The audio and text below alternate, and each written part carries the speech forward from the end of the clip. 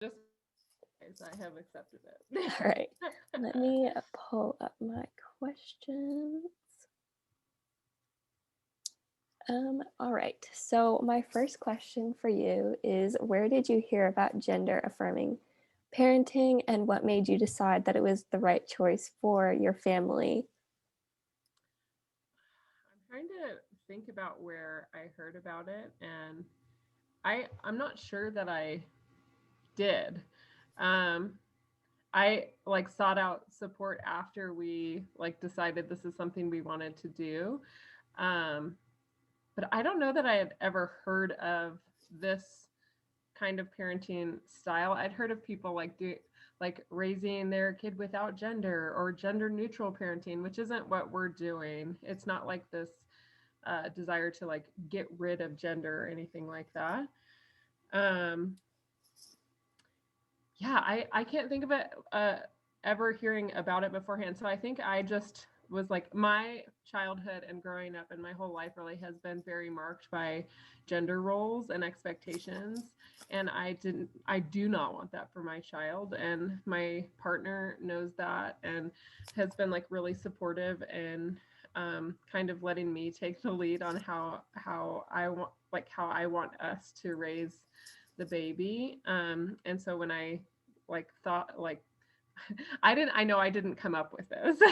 Yes. But when I like kind of thought of this kind of idea of uh raising baby with gender affirming parenting, I um I talked to him about it and he was like on board. So yeah. Okay, awesome. So it sounds like while it was kind of maybe your idea, your partner was equally as enthusiastic about it. Yeah. Okay. So is gender affirming parenting something that you decided to do before you and your partner started trying to have children, or maybe an idea that popped into your head once baby was conceived? Yeah, after I was pregnant, I like immediately started getting stressed about gender stuff because people already gender your like Yes. embryo, not even a fetus. Yeah, and Hmm. then then they gender your fetus, and then your newborn, and then it's just like this cyclical cycle of like heteronormative heteronormative and super sexist like ideals and just the way that people will speak to your child. Yes. And so like they're like, oh, boy or girl, or they'll assume based on what the child's wearing and then say like, if the baby's wearing blue, they'll be like, oh, you'll have so many girlfriends, and we're like, or boyfriends or both, or like you don't know their sexuality yet, they have not told Right. you.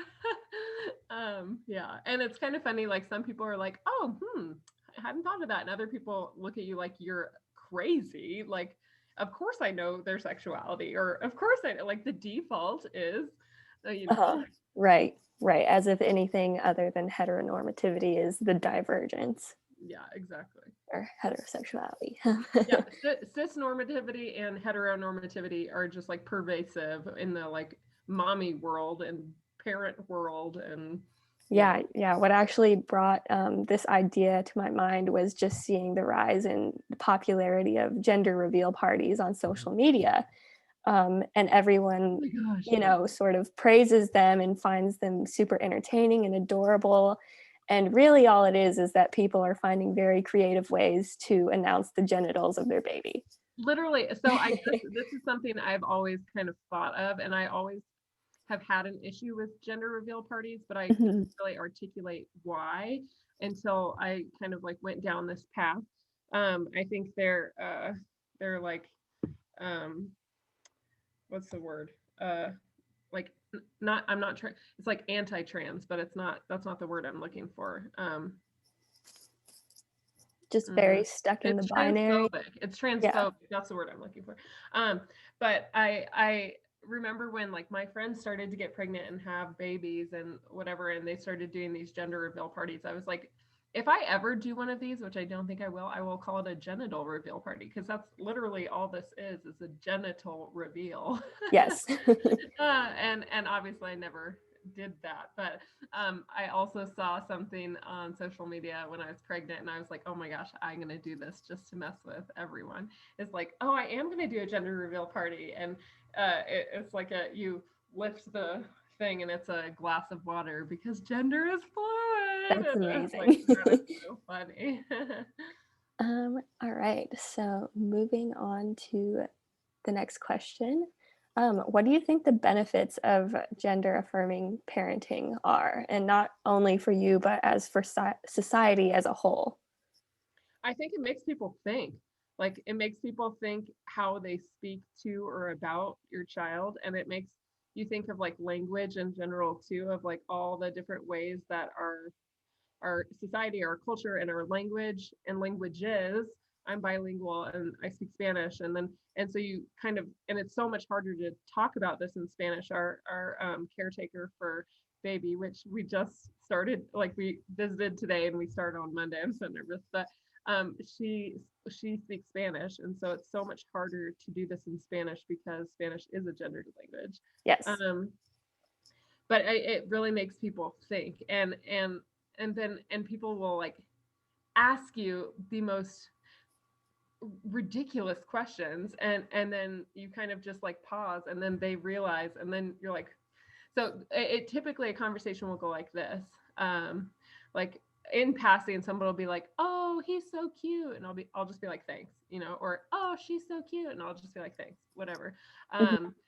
A lot of time in passing people will be like, oh, he like, and wait for me to correct them, and I don't. Mhm. And so they're just like really uncomfortable, and they're like, your baby's so cute, and they change their own language, like they self-correct. It's so interesting. I like to observe this. And then a lot of times people will say he, or I'm so sorry, she, it, and I just say it's okay, we're using they them pronouns or something to that effect, and then they're like, wait, what? Or I'll talk about baby using they them pronouns, and they're like, oh, do you have twins? And I'm like, no, we're using they them pronouns for our baby, and I often just like leave it at that. But then some people will be like, wait, what? And be really confused and want to know more, and then I'll, because it's, a lot of emotional effort to like constantly, like free emotional labor to like talk through the sexism in our society and like why we're doing this and blah blah blah. But anyways, Yes.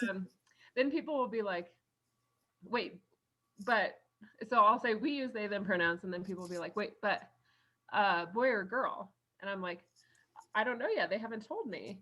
And they'll be like, wait, but I mean, do they have a penis or a vagina?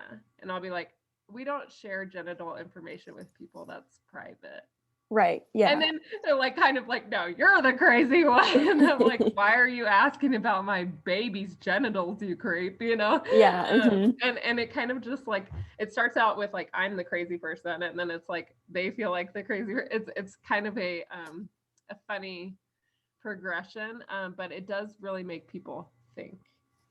Okay. And I will say, it also like people who kind of get it and like take it as kind of a learning experience will be like, um, start to recognize like, oh, non-binary folks must really experience this exclusion in our culture, if like the, because that is it, this is weird, what you're doing is weird. I'm like, I know it's unusual, but we're doing it for a reason. Yeah.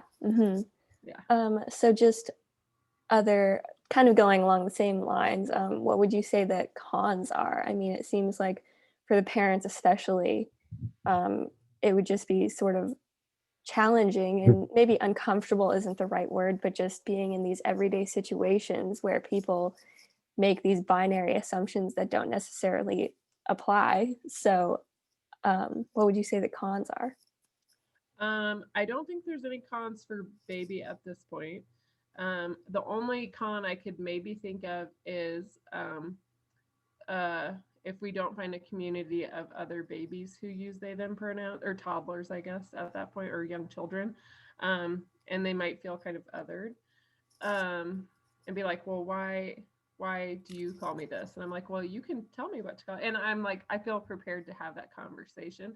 Um, so I don't really, but I don't think that's a con. I think that would make them a lot more self-aware. I think, yeah, the only cons would be for the parents of like like I said, the free emotional labor and kind of the like rage I deal with daily. Yes. Like, why is it like this? And it shouldn't be like this, but people don't get it, and blah, blah, blah. And even like some of my really, for lack of a better term, like woke parent friends will uh like feel like they be like, oh, what you're doing is so cool, but it's just too hard, like I couldn't do that, but I really admire you, and we're like, my baby can play with dolls, he's a boy but he can play with dolls and he can play with the kitchen stuff and totally blah blah blah. But then they'll be like, watch out ladies, he's turning 18 in this year, and I'm like, so you're okay with like femininity but you're not okay with a divergence from the norm in sexuality. Like, it's even if there's like a this like cis normativity is, they're like not okay with that, or they're okay with that, they're not okay with like the divergence from heteronormativity. So it's kind of like, and both of these things are so intertwined, I'm finding, um that I think all of us, including me, like have so much growing to do to make sure our society is more inclusive. And that's something I'm like really passionate about. And it really for me came down to, I'm a teacher, I've been a teacher for 10 years, I teach high schoolers. And um it really, when I was like really deciding when I was pregnant, like, are we gonna, this is gonna be hard, and people are gonna really not like it. And I feel like some family members will maybe like separate themselves from us based on this. um I was thinking about that, and I was just like, it really came down to, I if I'm gonna talk the talk, I gotta walk it too. Like, I Hmm. can't pretend to be inclusive of my trans students and then assign a gender to my child based on their genitals. Like, that is, I like felt like deeply wrong about even the thought of it. And so, yeah. Gotcha. Okay. So going off of what you were saying, how was it received by family and friends? Um, I, some people were super supportive. I would say like my like other angry feminist friends were like, yes, like, that's amazing. And if Hmm. I ever have a child, which I won't, but if I did, I would raise my child like really sweet. I'd say like my uber feminist uh women friends who have seen like the and really lived the experience of being a woman in our society were the most like vocally excited, supportive. Everyone else, I'd say, especially the older you get, the more like harder it is, Right. and you let things go because I mean, I don't, but like other family members are like, let it go. Uh, so I'd say like our family has been like, they're always like, we're trying, but they always use the pronouns associated with the genitals as soon as they like saw in a diaper change or found out from somebody else who saw from a diaper change. It was like, and it's funny because a lot of people like assumed a certain gender as special as soon as like the baby was born, Hmm. and then like used those pronouns the whole time, and then found out from somebody who saw a diaper change, I don't know who, and we've had the explicit conversation like, this is private, if you see a diaper change, that is private information, but people still find out. Right. And then those family members like change the pronouns immediately, and it's just so strange to me of like you knew, like you thought you knew, and then the moment you get this information about their genitals, you're like, oh no, this is the correct thing to do. Hmm. Um, so I would say, yeah, the younger folks, like my sisters, super supportive, friends, super supportive, parents use gendered pronouns, grandparents can't even really fathom what's going on.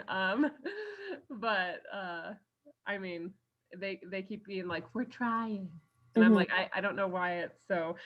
Again, it like makes me feel this rage of like, I cannot imagine being a non-binary person in our culture and having your mom or your grandma or something just constantly gender you, and Hmm. then being like, oh, we're trying.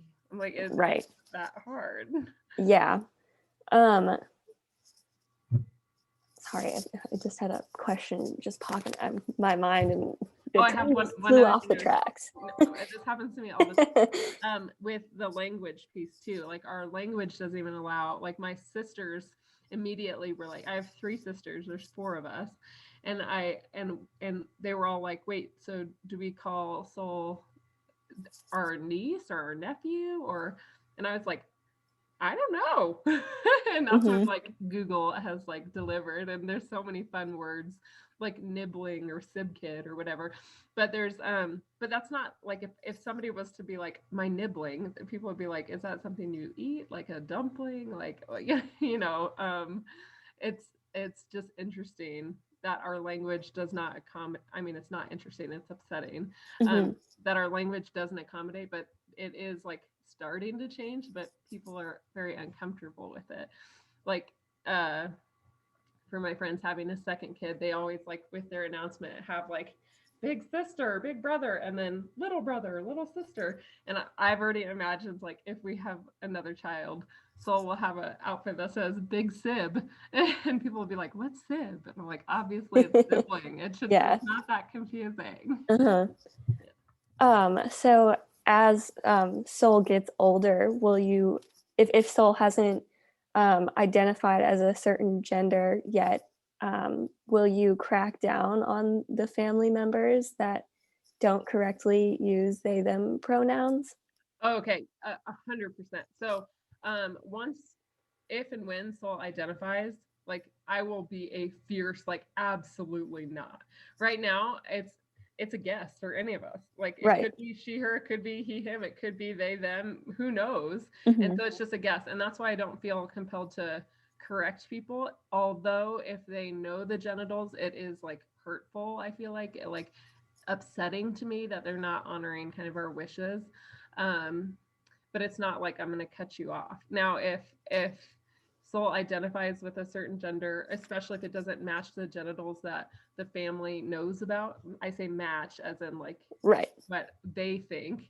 Um, that's when it's like absolutely not. My job as a parent is to protect my child, and you need to respect their identity, and if you cannot respect their identity, that's not a safe relationship for them, and you will not have one. Like that is no, I don't care who it is. Okay. Awesome. So let's see. So my next question is, what makes gender affirming parenting better than the traditional binary model of parenting? And I feel like this also kind of goes off of my other questions regarding how gender norms can be harmful. Yeah.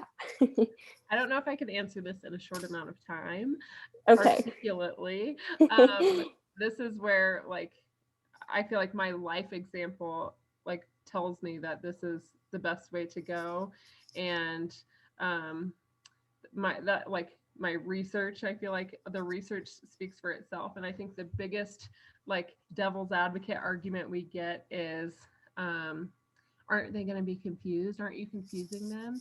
And I'm like, absolutely not. Like people are who they are, and you can try to force them to be a certain way or force them into a certain box, but they still are who they are. And once they can articulate who they are, like you should be supporting them with open arms and loving them just the way they are. Like in the ideal world for me, no one would have to like come out, like they just are, and there's no Mhm. assumption of how they identify. Like you have this conversation ahead of time. Like I think in our culture this is something that's um really hard too, because the way people present it feels okay to make assumptions.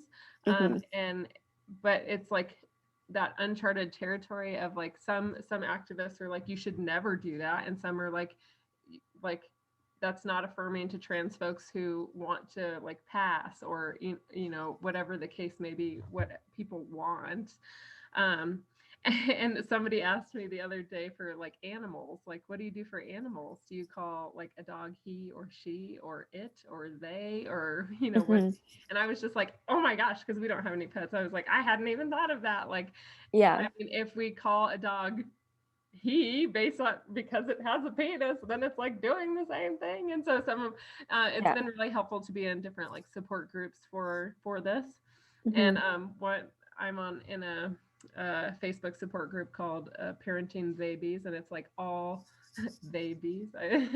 It's all parents who have used they them pronouns from the start, and then some of them it's been going on for a while. So some of them, like their child has identified a different pronoun, like he or she or whatever it may be, and some of them stay with them.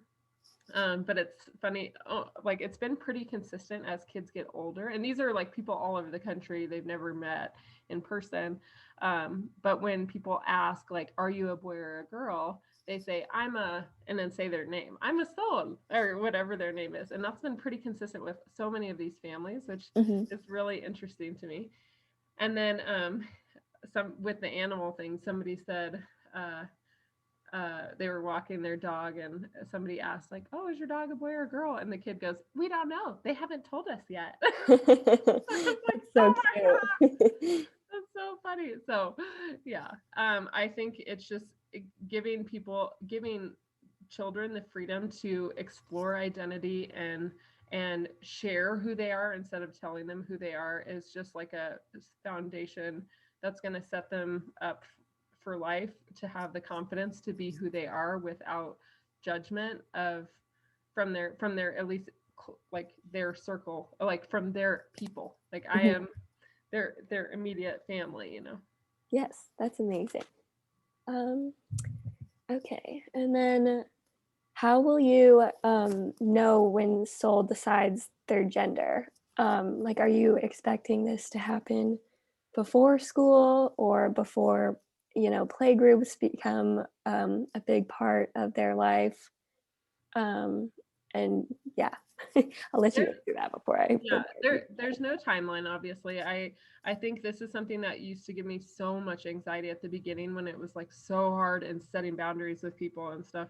Mhm, And I would just be like, hurry up, like turn 3 or 4 already and just tell us already so we know. mhm, um and again, the support groups have like really helped with that too, of like this should be an ongoing conversation always. And it's not something you have to like ask every day, but like checking in, about pronouns and about identity. And just like there for us, there will never be a the talk for sex or consent, like that. This is like an ongoing thing for your whole life that should be normalized and judgment free, like shame free. Like sex positive parenting too has been another topic of support group, I guess, that has been really helpful in this kind of ideal as well.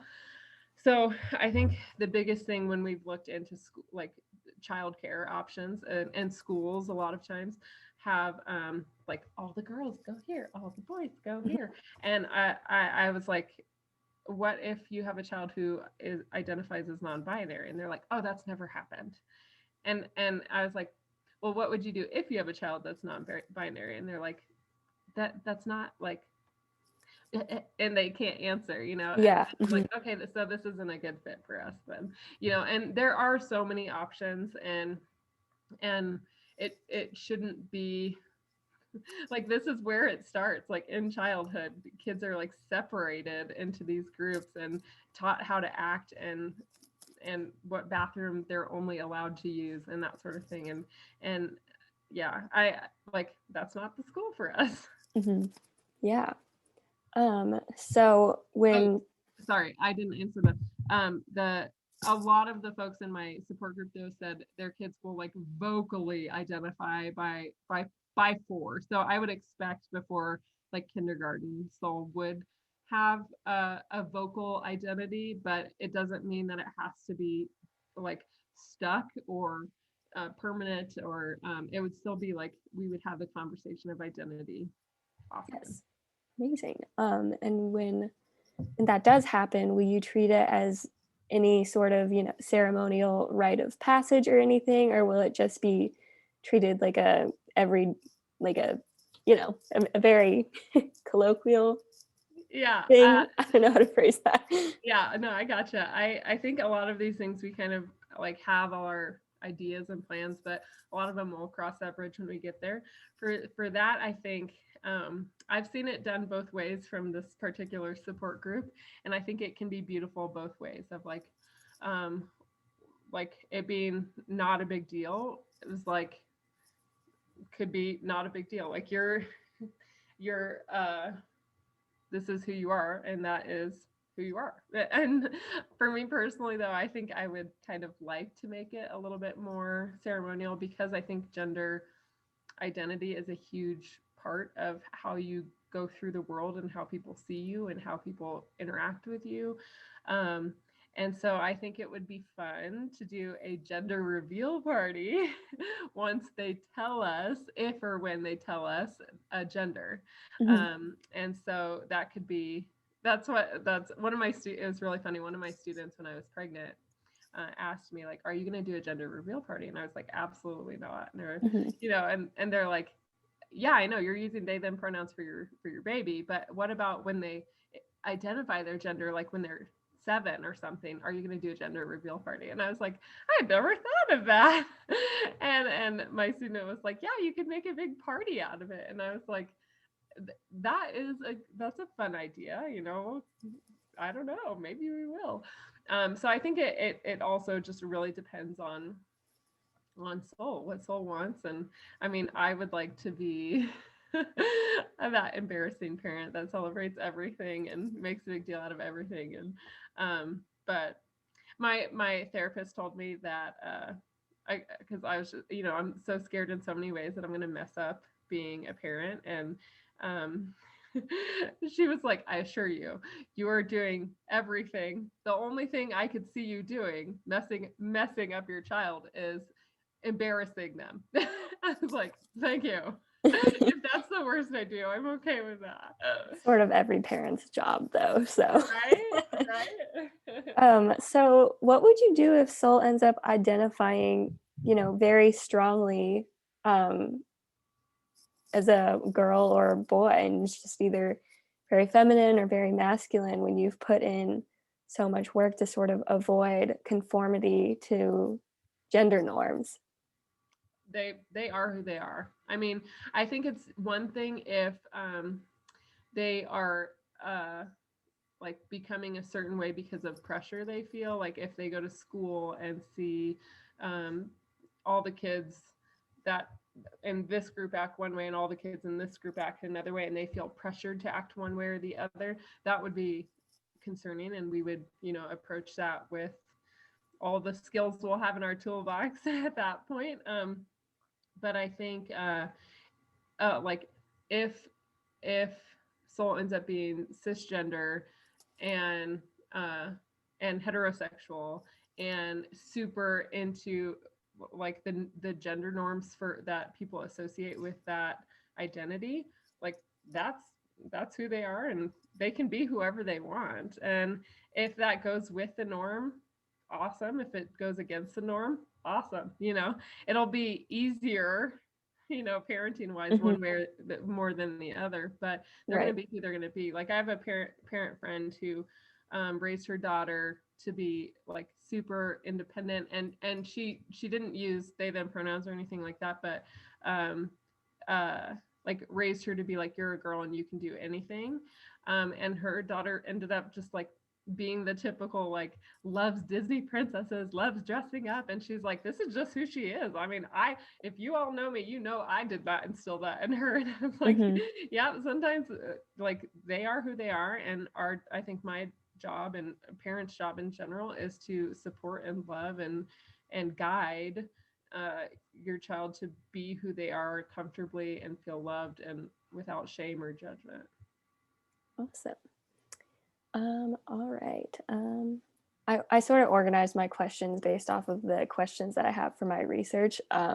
So this next one gets more into society and schooling. Um, so you already kind of answered one of my questions. But in countries like Sweden, they actually encourage gender neutral practices in the school environment. And at least in the United States, to my current knowledge, that is not the norm here. So when it does come time to choosing a school, um, how will you go about that if Soul has not identified yet? Move to Sweden. No, I'm just kidding. One of the people in my support group moved to Australia because she was like, "This is just going to support us in what we want, and this is what's the most important to us in our life right now." And I was like, "Wow, that's commitment." I don't know that I could move across a massive ocean Hmm. for my parenting style. Yeah. But props to her. Yeah, that's Um, pretty cool. yeah. I think it's really just like finding a good fit. And I mean, my partner and I are both teachers. We've we so I feel like we are going to be able to find what we're looking for. And like, even where we live right now, we live in Colorado, and there's different areas of Colorado that have very different political leanings. For example, like Colorado Springs is super conservative. Yeah. Denver, you can find like Hmm. kind of a mix. I'd say it's more like moderate, but like Boulder is like what I would call like hippie liberal. Yeah. Whereas like if we lived in Boulder, this would not be weird. Like Hmm. it has been weird living in the burbs for sure, but even in Hmm. Denver, living in the city in Denver, it was weird. Weird as in like unusual, unconventional. People are like, "What is wrong with you?" Whereas in the Springs, feel like people would legit be like, you're going to hell."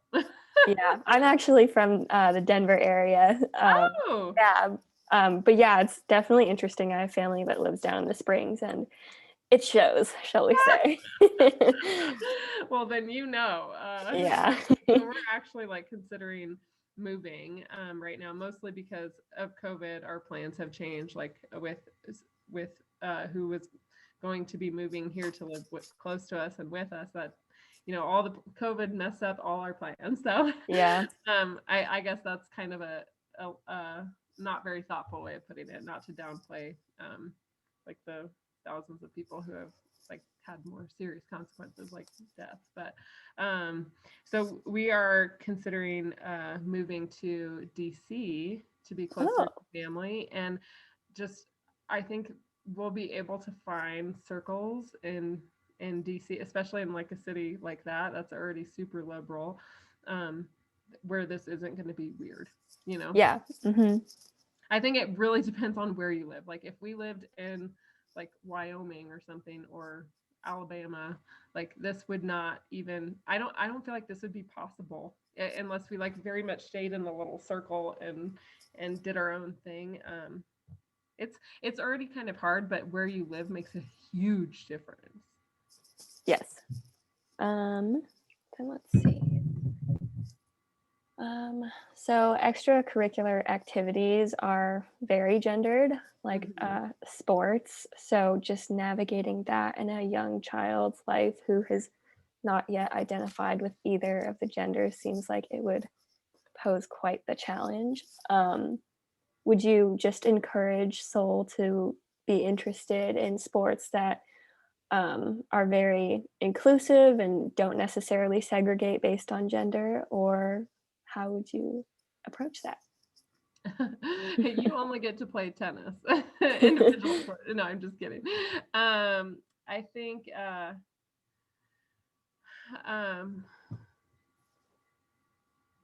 I'm so sorry, just 1 second. No, no worries. I'm on baby monitor duty, so we're switching. My partner has class, so I'm gonna just, if you hear it shh in the background, it's a sound machine and through the monitor. Okay, I have about 3 more questions, so shouldn't be too much longer. No, we're good. They're asleep. So um okay, sorry, what were we talking about? Oh no, you're Oh, good. sports. Sports, yeah. This I feel like the sleep deprivation really gets to you. I'm like, I am a smart person. um, so I think, like I said, a lot of these things I can't pretend to know the answer to, because we'll cross that bridge when we get there. And I don't feel like I have to reinvent the wheel with a lot of these things, because there have been so many parents who've done this before me. Like I said, I did not invent this style Mhm. of parenting. So I think that's like one of my skills, is like really digging into the research and listening to other people's experiences and finding what feels right for us. So with sports, I feel like um, non-binary folks or trans folks especially have a uh, really like things need to change. So I mean, I am already a fierce advocate, and I have no problem being a fierce Karen mom advocate, like I will Yeah. own that role if I have to fiercely defend my child. So if they identify as trans and can't play in a certain sport because of the league, like I'm going after the league, Hmm. whereas I mean, like same in high school, there was in my high school there was a girl who played on the football team, and I know that's not the only place that's happened because if there's no uh, if there's no opportunity for a girls football team, then you legally cannot let a girl, you can't not let a girl try out for the boys football team. And so there are like, it's state by state, like laws about inclusivity are different, and like bathroom laws and state by state, as we know, are different too. um, but that's why I think like where we live makes a huge difference, and so that's why I feel just so much more relief, like with this idea of like living somewhere like DC where um, we like this isn't weird, or people might be more understanding or supportive. Gotcha. All right. Um, and then how do you deal with media influences? Like what kind of movies or shows or books do you read to them? No screen time. With the exception of FaceTime, like I said, super research everything. I want to do it. I want to do everything right, but I know I will mess up. But I think research is pretty strong. I took if uh, Dr. Stern, if she's still at USC, her class was like life changing to me. Children in the media. Um, if you haven't talked to her already, I'm pretty sure she's still there. You should talk to her too. I don't know if she knows this. I should email her. Her class like marked the way like I wanted to raise my child in relation to media. Um, and I learned so much. I got all the articles we read bound into two huge books. My He was my boyfriend at the time, was like, "What the heck? You are weird." Yeah. And I was like, "If we ever have kids together, you have to read all of this before we have so, Yeah. um, but so no screen time before 2, and then just being very any kind of screen time after that, being like very thoughtful about um, what that intake is, because media affects us so much. Like I know it affects me and how I look at myself, and social media too. And um, so I think just being definitely having limits and being really thoughtful about what we put into our child system. Just the same way like we wouldn't let them eat candy. I'm not gonna let them watch something that is gonna be damaged, like hurtful or damaging. I gotta go grab baby, but I'll bring them in here with us if that's okay. Yay, okay.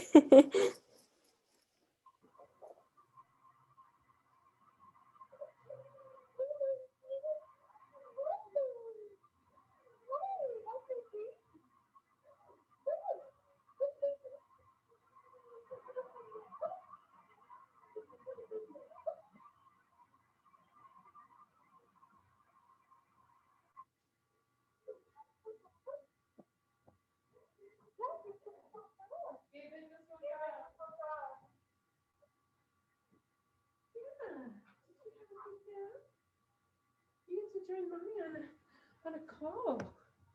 This is your favorite, huh? Do you want to say hi? Hello. Oh, they're so cute. I like the onesie. It's Well, thank you. adorable. We have this one came in a 2-pack. So this one's like pink and it's like watermelony, and the other one is blue and has bananas on it. And so anytime they wear this one, everyone's like, "Oh, she's so cute." And anytime Yes. they wear the banana one, people are like, "Oh, he's so cute." And then our neighbors have been like just so confused. They're all very old. We live in a community that's like almost all retired folks in their 70s and 80s. and, Yeah. and they're like these weird people. the baby that we don't know what to call. One of my older neighbors calls Soul it. And I'm like, you can use any pronoun you feel comfortable with, but it is not an option. You Yeah. can use he or she or they. Hmm. It is not an option. Yeah, it's definitely interesting to see how things are so unnecessarily gendered. Yeah. Okay, and then I'll try and wrap this up quick for you. Yeah. um, so, why do you think our society views um, binary and restrictive parenting as superior when other cultures are so much more open and just able to take more of an expansive approach? I mean, I think it kind of speaks to our I think culture and how society what society values speaks a lot to the like deeper values Hmm. of what matters in a culture. And like it's the patriarchy here, and the white men like don't want to lose that power, and so I think there's this like constant reinforcing of things, the status quo, like things must stay the same or else, that's why like feminism is so scary to so many men, Yes. and I was gonna say something else, I just lost my train of thought. No, you're fine. Okay. um uh yeah, but status quo, maintaining the status quo to so that, oh, because you can't have power over someone if they are equal to you. And I mean, I think that speaks to a lot of like our things on. You're totally fine. If you need to go take care of Soul, please feel free to do that. They just want to nurse. Okay. So that's okay. I've gotten pretty strategic with my camera these days. Um, I'm teaching from home too. Um, uh, what was I saying? Um, Can't have power over someone if they're equal to you. oh yes, I yes. believe your So last. I think like, and that's why you see such uh, marked differences with like wealth gaps, like and uh, how how like poor folks, like you have undocumented immigrants who people are like they don't pay their taxes, where and you have billionaires like Jeff Bezos, like and it's Yeah. like why are you focusing on these undocumented immigrants? And but it's like that, if all of those people change their efforts to it would be an uprising. And it's the same with Hmm. like class, race, gender. I feel like it's all about this, it's all about power. Hmm. So we're liberating our child, at least trying to. All right. And then, so the last part of my research has to have an intersectional element, which I've been struggling with quite a bit. Originally, I thought of, putting out a survey or something, and taking in the demographic information like race, gender, sexuality, socioeconomic status of parents with, an emphasis on education level. But now I am mainly looking at the comparison between native and indigenous cultures and the white Western culture. Oh wow. Yeah, so would you say that you've drawn on any of the gender expansive practices of indigenous or native cultures at all? There's the two-spirit folks, and a lot of native tribes and stuff like that. I think that is something. I mean, I feel like I was not educated about that, so I wasn't even aware of Two Spirit until kind of recently, which is embarrassing. Me as well. Um, but I think it's important to like learn from other cultures, and uh, there is like this line though of like cultural appropriation. Obviously, like so, that was like a big critique in an article actually that someone sent me early on. That was like the queer community has been doing has been raising babies for years, and now that you straight white married hetero folks are like you're taking it over and thinking you're special. Like you're not special, you're not fucking special. Yeah. And this isn't yours to take.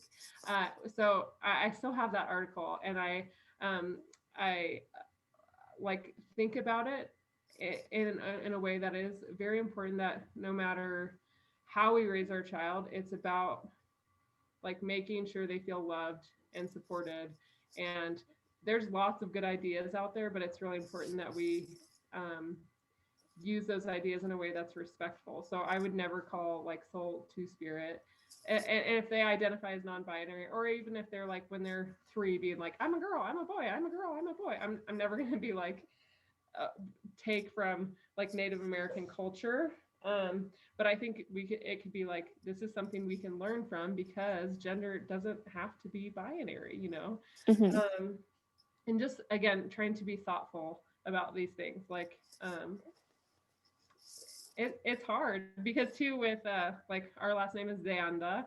My husband's family is like one of those families that over the years has there we go lost the Spanish down the line, lost the ability to speak Spanish because of the pressures of the US, like don't speak Spanish, they'll know you're Mexican. Mhm. And so like his grandpa spoke Spanish, but his dad doesn't speak Spanish, and he learned some in school, but I'm fluent. Um, and so it's like this, like I want to teach soul their like deep roots, but I also am a white woman, and it's like this line of like cultural appropriation versus appreciation, and this is part of their identity. But they, I mean, look at them, they look like this white baby. So there's so many things that it's just like we have to be thoughtful and thoughtful about, and um, respectful, and do our best, like do the best we can. Mhm. Awesome. Well, that was my last question for you. So thank you again so much for sharing all your research and for letting me bombard you with questions. Oh my gosh, I love this. I really appreciate the research you're doing, and thank you for reaching out to me. Yes, of course. I'm so excited.